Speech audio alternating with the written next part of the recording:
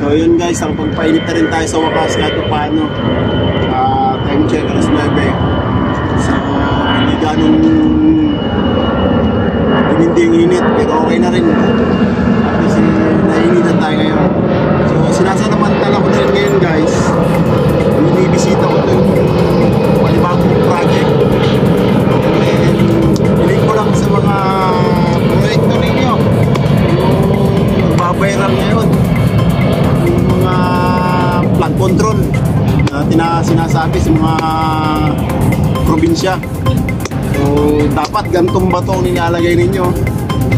Yan, hindi yung maliliit na nga yung bato, wala pa daw bakal. So yun yung babayaran lang ngayon.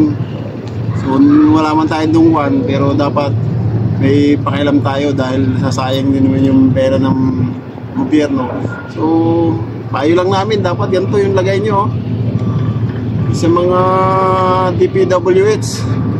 Ayan o, ganito dapat sa mga flood control. Hindi man tayo engineer, hindi man tayo architect. So payo lang para hindi nasasayang yung proyekto nyo tsaka yung budget ng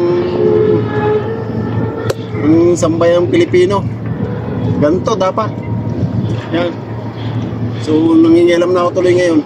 Para na rin tuloy akong ngayon, newscaster. Pero andito lang ako para magpainit. Nararamdaman ko hanggang ngayon hindi pa gumagaling.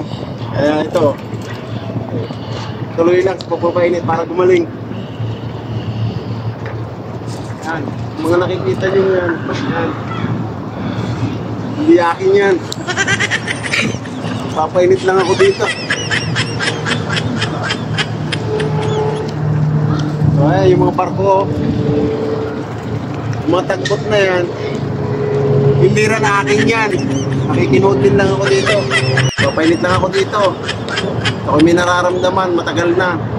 Kaya every morning after Baclaran Church, so dito masaya.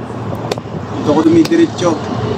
Dito ako lumalanghap ng medyo sariwang hangin at nang ma-relax naman tayo. Hindi puro trabaho nga, ika nga. So ayan, nakikita niyo yan, mga barko na yan, oh. Kita niyo naman, oh. Iisa ang kulay niya.